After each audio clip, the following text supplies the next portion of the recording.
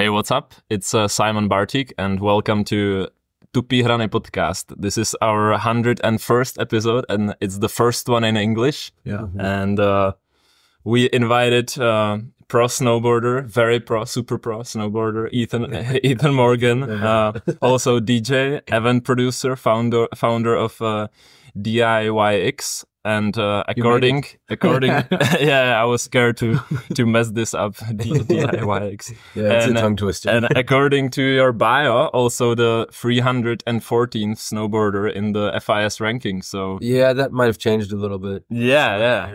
I wanted. You got better? No, I don't think so. Maybe, but like they'd have to give me like wild card points or something. But okay. So first that doesn't work, unfortunately. First of all, hello, Ethan. Oh, hello. Sorry. Yeah, I didn't want to start talking in there. How you guys doing? But yeah, thank you for having me here. I checked it yesterday, and it's actually a hoax. You are not longer in the FIS rankings. You're not. Your status is non-active. So no shit. In the year 2022, you were the 314th. So that's what it was. Yeah. Okay. I'm sorry about that. Well, then I should just write 2022. I can write that in there. Yeah. FIS World ranking list 2022 314. You can cry if you want. I can. I might cry. Yeah. I might cry after this. Or maybe just like pull some strings, and they can get you back into the mix. I'm pretty sure. Yeah, I'm pretty sure it'll be easy. Like I'd love to try it a fourth time as well. So. I'm sure. Just let me introduce ourselves. We are Czech podcast about action sports mainly. As Shimba said, we are our second part of our adventure. If you want to support us, just go to hero.co/Tupý Hrany to support us. You can buy our merch or our new zine called A la Crap at snowpanic.cz/Tupý Hrany, where you can. All the links are in bio and everywhere. Like subscribe and subscribe. Blah blah blah blah. You know what to do. You know what to do. You know where to find it. Ethan, how was the traveling through Prague to our studio? It was super random. I gave in the address that you sent me, but then I guess I went to the other side of town with the Uber. I ordered Uber, and then they just went the wrong way. And I thought the whole time, like, you're just how did you realize he's going the wrong way? Well, once he was on the highway going the wrong direction, that's what I was like. I thought maybe he's doing like a different route because there was a lot of traffic. And then, oh God, I was like, okay. Did you tell him or? Yeah, eventually I told him. He stopped at a gas station. Then I had to rebook him. So yeah, I had to pay 2 Ubers to get here. No way. What the hell? Beer on us tomorrow. Sorry? Beer on us tomorrow. Beer what? Beer on us tomorrow. Oh, beer on you guys tomorrow. I think you said something Czech right there. I was no, sorry.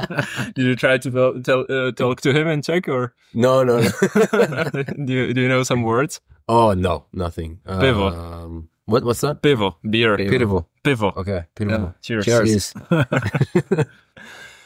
So you came to Prague to premiere your latest project, The Ride. Yes. And you've been on a tour, right? You've been to some premieres before. So how was it? Where did you go?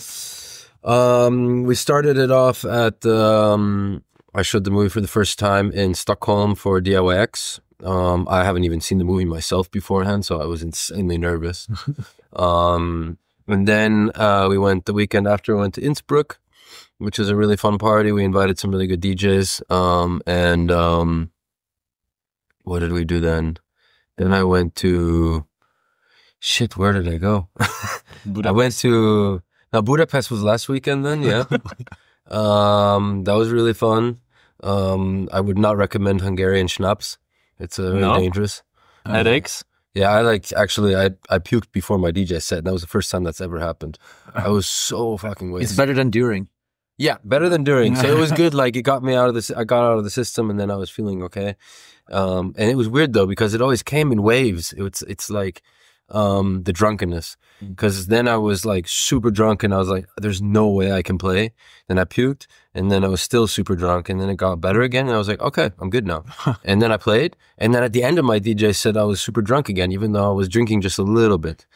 On the Maybe side. Because you were still drinking the schnapps, no? No, the schnapps I only had somebody ordered around for us and nobody wanted to drink it, so I drank them all.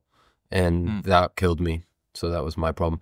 But yeah, then we also had one stop in Salt Lake City, which was really fun. There was like a battalion movie night, so we did that. Showed my movie there, and I was kind of nervous because I didn't know how the Americans would like accept my techno music in my movie. But it was really good. And then I DJ'd after, which I was also nervous about, and because I had no idea what they listened to really. I just thought like, oh, I'll bring some hip hop records and stuff and see if that works. But in the end, it was. Did it work? It worked out really good. The heavier the music, the better. Yeah, it was crazy to me. Like the faster and heavier and harder music, they were all going crazy. Nice. So it was really, really fun. I think they're also just like quite excited to have something new and different because they don't really have that kind of culture that much in Salt Lake. Not many raves and parties like that. It's more like you go to a bar and then hang out at a friend's place afterwards and do after parties and stuff. I mean, they party hard, but just different. Different to us. They also. Sorry. Go ahead. You mainly came to show your project in Prague, and what do you expect about party in Prague? I mean, are you scared as well as you were in the US? I Czech people. I don't know. I think it's going to be pretty insane, honestly. I feel like when Tomáš from Horsefeather said I should come here for this and make a premiere happen, I was very excited because, I don't know, everything like Poland, Czech Republic, and Eastern Bloc area in general, I feel like everybody really appreciates it a lot more. And parties are way crazier as well. So yeah. We'll see tomorrow. It's a Tuesday night, but as Tomáš said, Prague, it can go either way. Like it can be chill, it can be. The only shit day is Monday, I think. Yeah. On Monday, everybody's resting after weekend. Yeah. On Tuesday, probably a lot of work. But probably every other day from the week is like you can always have an excuse. Like, okay, Tuesday is the new Friday, right? Yeah. Like, okay. Could be. Could be. I think it will be tomorrow, especially. Everybody. Do you plan your premiere tour by yourself or? I have somebody who works for me at DIYX. Actually, her name is Christine Hakkinen, and she's kind of event manager of DIYX, and she just offered for to organize, help out a little bit and make it happen. I mean, some of the stops I made, some of them she helped out a lot, and it's just like a teamwork between the both of us. So it was quite nice to have her on board for that. Cool. You're known for not taking snowboard movies that serious. Like she's cool. You kind of like make fun of all the cliches and like overplayed scenarios and like the sayings, you know, like it's free and it's cool. It's in the mountain with friends. Like, like as I could, I just prepared the caption from your movie, the previous movie, The Freeman Show, or like movie from COVID year, I guess. Something like that. And like every other movie, snowboard or ski or whatever movie has like long ass description on YouTube, and there's like credits and like thanks to everybody. And so your YouTube caption for this project is, "This is The Freeman Show, a full snowboard film featuring the excellence of super pro snowboarder Ethan Morgan. After countless years of hard work, sweat, tears, blood, crying, injuries, diseases, pandemics, more tears, and some snowboarding, we bring to you the finished movie." Straight to YouTube, blah, blah, blah. Oh, so I forgot about that. Holy shit. It's your sentence. Yeah, 100%. That sounds 100% like me. But you always like that. Yeah, kind of. No, not always. I have like, sometimes like two personalities almost. But the question is, where do you find the motivation to film all the movie every year after all those years? Is it the humor? Is it like the... What do you mean, like to do multiple projects every year? Yeah. I mean, I took some breaks here and there for sure. Okay. It's nice to take some breaks in general. I used to film like one year after the other, always video part after video part. And now I kind of like ended up doing some of my own projects. So I feel like I need a little bit of a creative break to find out a new idea, because I don't want to just film so that I film. I want to film something that really means something to me and has a better idea and bigger picture, I guess. And maybe even a small message as well, like don't take it too serious is obviously quite like my kind of thing. Just have fun, and which I want to put out there. But I want to always have something a little bit that like just sparks the idea, and I'm like, okay, that's what I'm gonna do. Yeah. Are you actually like, if I get back to the point that I made with the cliches and stuff, like are you actually like inspired from the movies that have all the cliches and you're like, okay, I'm gonna make fun of it, or is it just like you're messing around basically? Honestly, I don't really think about it too much, but then somehow like these things, like I'm just messing around, and then somehow these clips just end up being a play on other movies. They just randomly happen. I'm like, oh, I'm making fun of this guy, and I'm making fun of this video, and I'm making fun of that person, and it's just like sometimes I do have the ideas and see like a movie and I'm like, oh my God, this is the wackest intro I've ever seen. Like I have to make fun of it somehow. So I like to do that sometimes. Depends. Like, I don't know, like when I released the Freeman show, I don't know if you guys maybe know or seen it or something. When I did it in 2 years. And in the first year, I just filmed, but we weren't quite happy with everything. So then I filmed another year. But after the first year, we released the teaser of the teaser of the teaser. And then we released the teaser of the teaser and then the teaser. We made a film premiere for the teaser. And then I released, and this was a teaser for the Ethan Morgan movie, documentary, sorry. And then I released the Ethan Morgan movie, which is me playing on a Travis Rice movie, making fun of it. And like the intro, and then I like lay in bed for 27 minutes and just laying in bed, not doing nothing. And I told everybody, oh, this is the movie. Here you go. Like gather all your friends, get some beers and popcorn. And everybody like started sending me videos of how they're like watching the movie of me sleeping in bed, super bummed out. Has anyone ever like taken it personally? I think people know who I am, so I think they understand and they get it. But they were definitely bummed out. And I'm just like, I don't know. Some people told me that it was very genius as well because it really got the people's attention. They got like 5,000 views. You know, I mean, it's not a big number, but 5,000 views on a movie of me sleeping in bed for half an hour is pretty crazy, actually. But it sounds, as you said in the credits of, I don't know what movie or what trailer of what movie of documentary was it, but like in the credits there was like if you want to know the songs of this in this movie, go back to the beginning because the songs are in the intro, and that makes me rich because it's gonna have more views, so something like that. Those credits, I don't know. That was like, weird. That was a weird one. I was on a weird trip on that one when I was writing that. but yeah, I don't know. But yeah, I guess I just tried to play with people a little bit, make fun of everybody, and just not take it serious. So have a good time. Let's say it sounds funny for us or for your friends, but how do you communicate it with your sponsors? Because they want to have like riders which are shown in a good way, not like making fun of each other around. Maybe even the brands. Are you making fun of the brands as well? I wouldn't say I make fun of the brands really. Maybe if some brand does something really funny or weird that I don't agree with or think it's whack or something, maybe I'll make fun of that. But like, which one?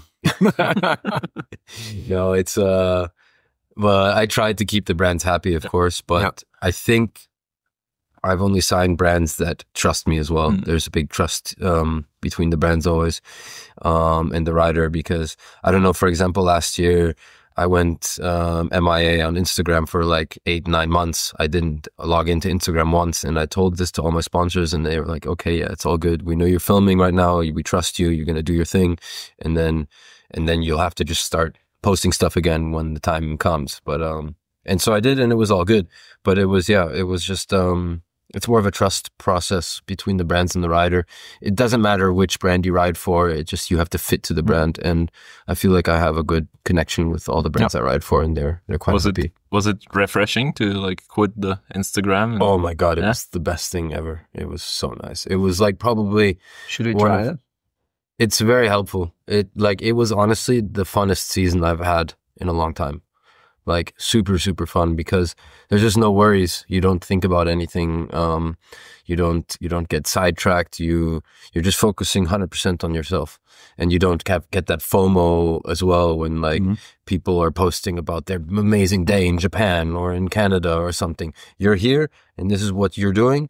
Just enjoy it and make the most of it, instead of being like, oh my God, I should be over there. You know, your mind is somewhere else, but But if you have Instagram, your mind is somewhere else. I feel like most of the time, because when you're just scrolling and Sounds good actually. Yeah, very helpful. But I still delete Instagram quite frequently, like for a couple days here and there, just to get a little bit. But when you are in Innsbruck, a lot of people cares what Ethan is doing.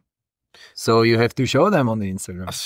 I don't care though. Yeah. I know what I do, and I know what my job is, and that is to be a snowboarder and to snowboard as good as I can and produce content for sure. And yes, my contracts say that I have to be producing content on social media as well. But I don't know, like if I'm like 3 days off of Instagram, nobody's going to notice, you know. But the funny thing was, I was 8 or 9 months off of Instagram. Still, nobody noticed. It was crazy. Like a couple of my very close friends hit me up like, "Hey, Ethan, are you okay?" But that was it. Pretty okay. No, I was the best I've ever been, honestly. I told them right away, like, I'm just so happy right now. And I don't know. I can only recommend it. If I wouldn't have to have it through my sponsors and stuff, I would probably not have Instagram. Now I've started something else, which Grandy's told me to do. What he's doing is he has a work phone and a social media phone. So he has his main phone that he always has on him. And I just bought myself a new phone. So I don't have Instagram on my new phone. So I just check it every once in a while on my old phone. And if I want to post something, then I film something on this phone, airdrop it, and boom. So it's quite easy in that way. And that way I'm not that much on Instagram. Yeah. Isn't it something like that? Just give me your phone. I want to scroll a little bit. No, I love it. It's super nice. Yeah. Like I just... my dream. The thing is, like, your creative thinking is way stronger, way more enhanced if you're not scrolling, because it just stops your brain pretty much. You're just scrolling and your brain isn't thinking. So if you're on social media... If you're not on social media, what do you do in that time when it's like an awkward silence, or in that moment when or when you're like waiting for something to happen, or waiting for a train, or sitting in a train, or I don't know, whatever it is. You just listen to music, maybe listen to a podcast, and just think. I don't know. It's way, way better for you. I feel like it's way healthier for you as well. Are you still like keeping tracks of what's going on in snowboarding, like on YouTube, or yeah, for sure. I try to watch. Get like inspired from movies and edits, or yeah, for sure. Yeah. I watch everything. I try to watch everything at least. I mean, there's so much that comes out these days, so it's not easy to keep up. But definitely, I try to keep up to date what's going on, and I do scroll through Instagram, and I do see what people are doing and stuff. Maybe if I'm off of Instagram for a couple of days, I maybe missed that one crazy trick that somebody did. But honestly, like, I'm not in that level of snowboarding anymore where You missed that quad? Yeah, I missed the quad. Shit. Good for me. Yeah, like, I don't know, like, I mean, if you want to get back to the FIS ranking, you better watch it closely. You don't need to. You just have to spin as fast as you fucking can. Yeah. I mean, if you watch like what's going on in Stuba and stuff like that, it's just like this year was the insane trend of just spinning as fast as you can. Yeah. And the more spins, the better. But a couple people are doing really cool new creative tricks. But they are spinning, not scrolling. Yeah. So the Japanese guys are pretty crazy. Yeah, they're insane. Like no doubt they're doing. Their progression is great, and I think it's cool. And we have to progress the sport. And the more spins, cool. But I don't like it. It's not my style. And so we can talk some more about your project, The Ride. What was the goal behind it? Like, did you have anything planned for the season, or how did it go down? So actually, 4 years ago. Actually, after I did the Freeman show, I had this idea, because that movie is kind of like a DJ sets-ish kind of vibe. But it just came naturally. I was in Canada and I recorded this random set. I was like filming everything. I was kind of going crazy. I was smoking way too much weed at the time. But yeah, I got this idea to put this soundtrack over the movie, and that worked out quite good.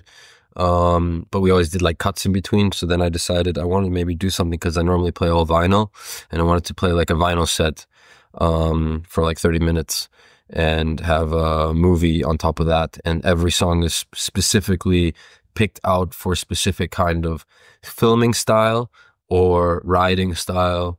And I tried to like get everything from all worlds together into one piece. And 4 years ago, I listened to this one record that I randomly found that somebody gave me a long time ago. And it had this a cappella track on there, and it just was talking about the ride. And that's the intro of the movie. And that's how I got the idea to call it The Ride, because then I saw that track and it was like, this is perfect. And then just ideas started going from there. And I just kept on thinking more and more about it and changed the music tracks like 10 times probably. And then eventually I got to a point where I was like, okay, this is going to be the soundtrack pretty much, maybe like to 90%. This is it. And then I just tried to like piece together, okay, this is going to be the backcountry part. This is going to be this part. This is going to be side hits. This is going to be street. This is going to be nighttime street, and so on and so forth. And every part had a different type of filming style as well, because I wanted to incorporate that as well. So there's this one skate movie called the Transworld Cinematographer Project. And it's like every filmer gets their own video part. So there's like, I don't know, 7, 8, 9 parts, and every filmer had their own part. And I wanted to do something similar with my movie, just that every part is not just like part, and like cuts in between. It's like it blends together with the music mix. So it's like, it just flows throughout the whole movie. So I think I've been told many times now after seeing people seeing it on the premieres and stuff that it's very refreshing and very new. And I was quite happy to hear that, because I did want to do something new and refreshing. And that's kind of hard for me nowadays, especially because everything has been done. So it's really hard to find a new idea. So nowadays I feel like I need more breaks to really figure out, okay, this is what I want to do now.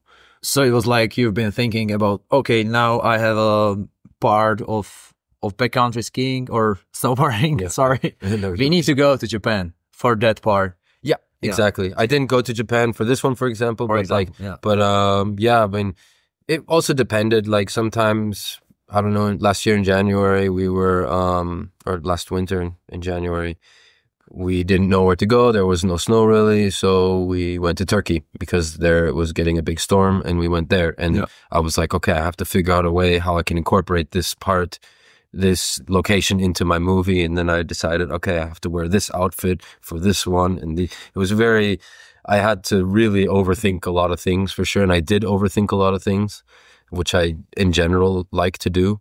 But I had to play it by ear kind of, but also I did have some places I really wanted to go to. And for example, Alaska was like a really, really important one for me. I really wanted to go there. So I went there. That was cool to like check it out. We didn't get the best conditions, but I mean, it was still a really cool learning process. And I don't know, It's kind of hard for us to ask because you sent us the link, but we are premiering it tomorrow and we didn't want to see it, the whole project. We just checked like the first. Because I was really through it, and I want to see it on the screen. So no, it's definitely better to watch on the screen. So, and I think the whole movie is also like you can skip through it, but you don't get the same vibe of it. Yeah, it's like as a movie. I would personally say it's a movie as a whole that's more appealing. It's not too much about crazy tricks. Sorry for that we went through. No, it's all good. No, I mean you have to know roughly what's going on, of course, and before we talk about this. But yeah, it's more of a whole thing for sure. Like you have to watch it in one go, and then that's kind of the idea of it. The story behind the movie in the end, which you asked before, so I didn't really answer that. Is that it's a drug trip. Like we have to our listeners know that mixing vinyls is pretty hard. Yeah, it's not. It's not like that. You started with the music, and then that's it. Just mixing vinyls is pretty hard. Just let them know because I'm trying to do that sometimes. Oh, you do this well, nice. Yeah, but I play like psychedelic rock, not techno. Okay, but that's sick. We're not mixing it. It's like more selecting. Yeah. Selector is always fun. But. You know what I just know how hard it is. How it is to deal with that stuff. It's definitely not easy. I mean, it's just a lot of years of practicing, and then it gets eventually good. Just to let them know, there's something pretty cool if you do your own music for the project. I mean, I didn't make my own music. I just selected vinyl and mixed them together, of course. But it's pretty. But thank you. Yeah. Did you edit the movie yourself, or like were you in the process of editing it? Because like. As we could notice, there are like a lot of AI shots as well, of like running horses and stuff, like random stuff. So what was the idea behind that? And why horses? Why horses? That's the thing. So what I said before about that skate movie, the cinematographer project, I wanted to dedicate every song to a specific filmer. Some parts were like mixed parts with a bunch of different filmers, because it's not always easy in some situations when you're filming back home, especially. Not everybody always has time. But I kind of like had like a 16 millimeter part, for example, filmed by Anton Kiski, and I gave him the song that I wanted for this part, and I'm like, okay, this is your song, do whatever you want and go crazy, go trippy, go wild, just film how you think it's going to be cool for this song. And then the same for every other part. I had like Seb Judge from Canada filmed the street night part in Krakow, and I just told him, this is your song, we're going to go crazy, heavy mayhem style. And how did you choose like the songs? No, camera guys. Editors. Yeah, this is where I'm going to come to as well. Yeah, I get I just have all my friends that I want to film with, and some people it just kind of panned out really well and it worked, and some it didn't really work with the original plans and stuff, but like I was super happy with the group of filmers I got to work with. And then for the editing, I let Christopher Falgren edit the movie, and also the Carr brothers from Far From Productions, two skiers. Maybe you guys know them. Yeah. They have like a production company in Innsbruck, and they filmed the intro and this disco section in my movie, and they wanted to edit the intro, for example. So it's like a group effort, but I always told all of them, like the editor as well, and the Carr brothers, do how you guys feel like it. As long as the concept is the same, the songs are where the songs are supposed to be, and which snowboarding goes to which song is all good, but do however you feel like it. And I think they did an amazing job to mold it all together as a group effort. And then we also had a graphic designer who did all the AI stuff, and I told him, just go crazy, do whatever, I don't care. And he did an amazing job. When you see like what he made, you can maybe like look a little bit into his brain as well, so you can get to know this person. He's kind of crazy in the best way possible, but he's really sick, and that's why. And so horses, you're gonna have to ask him. I have no idea why he chose horses. Awesome. Do you consider yourself more as a writer or producer of that film? I mean, I'd say both. So it was kind of hard balancing both. There was definitely so many director moments I had where I'm like on a trip with a bunch of other people, and I'm like, I have to get this one shot. I really need this shot, and it's really good conditions, but I really need this, or else it's like, without this one shot, I have to figure out a new way how to do this whole part, because like there was transition shots that I kind of needed so that I go from like one place to the next, and it kind of like works that way. So it was definitely weird and funny and hard to balance that and to think about this the whole time, but also stay on top of my game and try to snowboard as good as I could. I mean, I had some cool shots, I would say, but I'm never really happy in the end with my clips. I think I speak for everybody pretty much, that nobody's ever really happy with their end product of their ability of tricks and clips they get. You can always get more, and you can always get better tricks. Yeah. But yeah, I don't know. It was just a weird one to balance that. So it was kind of a 50-50 job in the end, because I was the one who was overseeing everything and making sure that the project is the way it's supposed to be. I think it's pretty important to say the whole story, because you're not only the writer, but the producer as well. And then you can say, this is the reason why I don't have those tricks or clips in that film. I mean, it is how it is. It's some years you get good clips. I don't care. It doesn't really matter in the end. As long I'm happy how it all came together as a whole, so that's good. For sure. There was a couple tricks that I didn't land that I would have loved to land, but I mean, what are you gonna do? There's Several triples. a couple triples would have been nice. Quads. Unfortunately, yeah. 21s. I was at least wanting 2160 in there, You but could change the ranking. Yeah, You can like send it to back full country, 21 would change the half pipe ranking or stuff. yeah, the half pipe ranking in the backcountry. So good. I think we should move to DIYX even. All right. It's pretty hard to describe it. Could you do it? Can you do that? Is So it what it party or is- snowboarding or DIYX. how did all it start? Okay, we can start from there. Yeah. DIYX started a long time ago. It was What does it mean, DIYX? do it yourself extreme. Yeah. Yeah, or dicks. Dicks. And I mean, it comes from DIY, obviously, in an extreme way.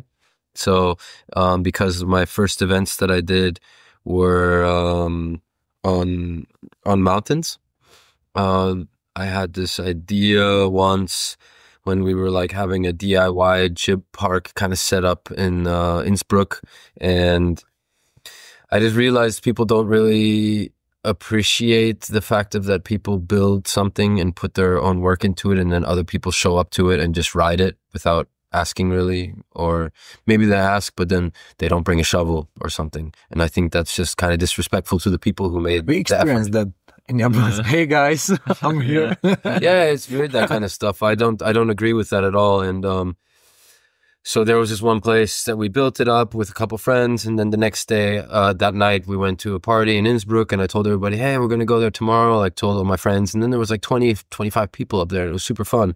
And then I told like mid-session, like, okay, everybody pick up a shovel, let's reshape it quickly so it's good for the rest of the day.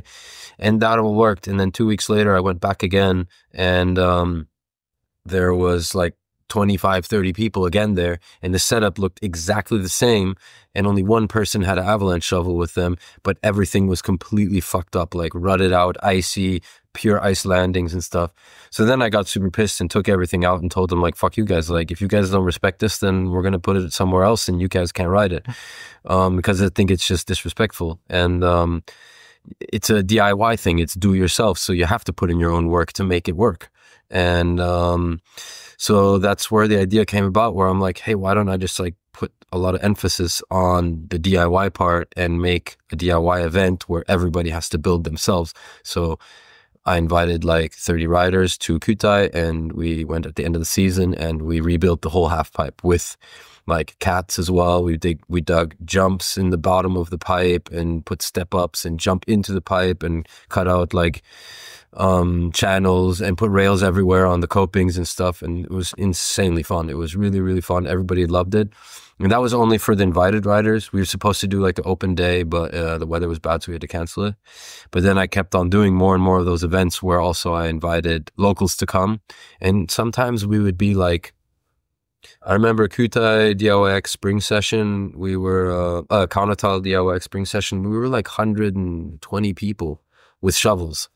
And you would like start shoveling somewhere with some friends for like 1 or 2 hours, and then you'd be like finished with that feature you built, and then you maybe take a lap, and then you're like, what the fuck, everything, there's just like side hits everywhere, there's rails everywhere, it's just completely new run within 2 hours, you know, you're like mind blown, because if there's 120 people shoveling in the park, you can get some shit done. It's gonna be good. So then I just kept on doing that, and then eventually I met up with Thomas Baumann from Monster. And he said, like, I had an idea. I wanted to do like a bigger street style kind of event. And he's from the skateboarding scene more. So he just said, hey, let's make something like Copenhagen Open. And I've been to Copenhagen Open, and I thought it was an amazing vibe. It was super cool. And yeah. It's like skateboarding even. Yeah. Copenhagen Open is like, I would say probably one of the biggest skateboarding, like the rawest, corest skateboarding events there is in the world. Everybody comes to that. It's like a gathering of the skating community. Everybody goes to it, and it's in the end, it's party and skateboarding, and that's what we want to create. Something cool. in a different way, of course. So, like, you know, with skating, you rock up to a street spot and you can't DIY anything because that's what you have. But we have snow, and we can shape snow. We can do whatever we want. So I want to incorporate that DIY aspect into Street Jam. and make sure that the riders pick up the shovels and they make it to their liking. Because there are some other street events that I've seen where everything's perfectly cut and the shapers make it and it's all pure ice. You can't touch it anymore. It's just like, this is how it is and you can't do anything about it. And maybe not to the liking of some of the riders. So in this event, I tried to make sure that the riders have to put in some effort as well and make it themselves. And yeah, and then it's just an amazing excuse for me with my whole electronic music, techno thing that I got going. And in general, the love of music I have and partying, I guess, that it's a great excuse to have a bunch of parties every day and snowboard. So yeah, worked out. All started in Innsbruck? Then? Yeah, and Kuta was the very first DIYX. That was like that one. But then the first Street Jam was in Innsbruck. What year was it? The first one? That was the COVID year. 20. There was still pipe at Kuta, right? It's not there anymore. I don't think it's there anymore. No. But the pipe one was like, that was way back. That was like, I think the only thing is the tube in pre-season there. In Kuta? In Kuta, yeah. I have no idea. The yellow one. I don't go there anymore, really. So like, I just go to Moon Park and stuff. Yeah. Just like shred there. Well, we don't go there. It's not for skiers. It's not for skiers, unfortunately. But the Kuta is my most favorite place for ski touring. Oh yeah, that's quite good actually. If it's not too windy, yeah, it can be pretty good over there. Yeah, but yeah, my best days in Austria ski touring. Yeah. No way. Congrats. Okay, well, yeah, congrats. Thank you, thank you guys. No, but yeah, and then we went to Innsbruck for a street jam, and we had no idea what we were doing. Like, this is a whole different caliber of event compared to what I did in the past. And I did everything myself in the past. Like, I didn't have anybody help me. Maybe here and there, a couple of friends. But then this one, Chris McAlpine from Method Mag helped me out. And we got Jakob Bos in the mix for the first year for shaping and shoveling. And he also hadn't had too much experience. But yeah, over the years, it evolved now. And we've done Innsbruck twice. Then we did Helsinki once. Castle Jam in Seefeld at the Magic Castle thing. Yeah.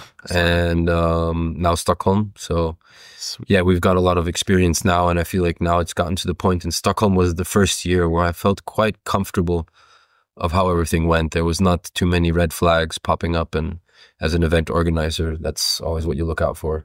Yeah. How does it work when you want to get like approval from the city?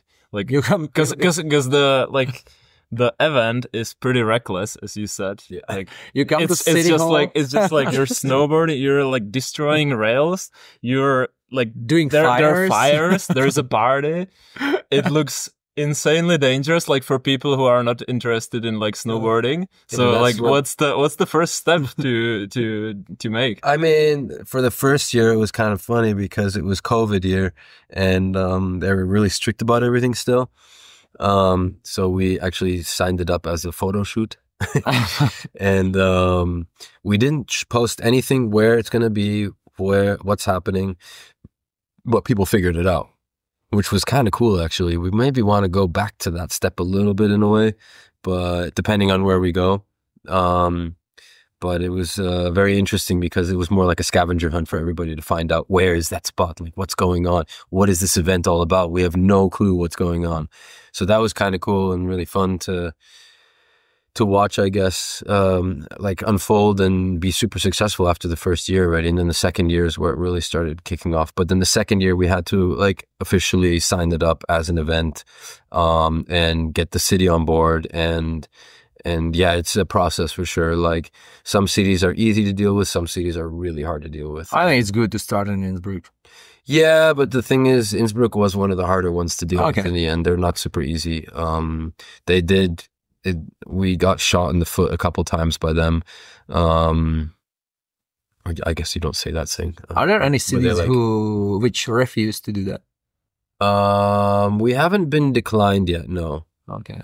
No, not yet. Sick. But we're trying also, we're not going to places where we think it wouldn't work, so. Yeah. What's like the place you think it wouldn't work? I heard some rumors about Prague. No, is it true or not? No, that's not true, unfortunately. We did think about it at one point, and I think it would be really cool at some point. Yeah. But now we're having some other thoughts for sure. Okay. I don't know if I should be saying this officially yet, but Yeah. You can. I mean, we're Maybe talking. the second part. I mean, I guess I can say it. It doesn't really matter. We can always cut it out. Yeah. I don't. You can leave it in. It's all good. You're not doing that. It's good. You guys don't edit this. It's all good. We're talking about Poland. Okay. Because I was there last year filming from a movie. But there's And no snow. There's nothing. Yeah. Just come to Prague. No, we'll come eventually. Yeah, I think Prague would be an amazing city for it. I mean, I'm very excited to see how the scene is over here in general tomorrow when we have the premiere and stuff. So definitely could be something. That was a huge event last year by Red Bull, by Kuba Hrones. Yeah, and it was super crowded there. Really? True. Yeah, like 1,000 people, I think, Holy shit. Okay. watching guys. It's just like one rail. It was like one Perfectly shaped though, so you wouldn't like it. No fires. fifth, Yeah. fifth king. Red Bull stuff. Yeah. Zoltan 21 on the rail. Zoltan won the best trick there. Yeah. I did see that then. Yeah, true. Yeah. Okay. Super cool there. Okay, that's cool to hear. Yeah. No, I mean, I know Prague is got a scene, and people from all over Czech Republic would come to want to witness this stuff, I think, as well. So definitely have been thinking about it. But we need some... I know it would be cool to... We're doing 1 year after the other right now. Like, we need time to think. And we're talking about other places, even maybe going overseas. Oh, Not US, but like, we'll see. Not US, but overseas. Yeah, I guess I said it then. Canada. But it's all things, we're thinking. But I think you heard it a lot of times. To just come here, get you on there. Yeah. Sure. We are waiting for you. Yeah. I mean, everybody, hard. so many people are saying like, oh, you should do it here, you should do it here for sure. But I mean, I'd love to. I mean, there's so many cities I would love to go to, but like every weekend. But to get back to where would be a city they would decline it? That's a really good question. Maybe Malaga. Malaga? Yeah, there's no snow in Spain. It doesn't matter where. I think you can always figure out how to get snow. Okay. That's like that's one of the hardest things for us to figure out where to get snow from. But like in Stockholm, we got it from ice rinks. Yeah, okay. Hockey rinks, they produce snow, so it works if they have enough hockey rinks. But then you can there's also produce like boxes that produce snow as well. Yeah. Like you know those snow factories. Yeah, snow farming factory things, whatever they're called. Yeah. So I think that's that shouldn't be an issue really to where we go, but I don't know, where would be a city that wouldn't allow it? Maybe Washington D.C. would be weird. That would be sweet though. That would be sick. That would be sick. Storm the Capitol.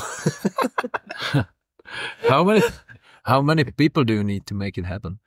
So we're a crew of for Stockholm, we were a very big crew. So we had Chris McAlpine, Christine, who is like in charge of all the event side of things, Jaco, and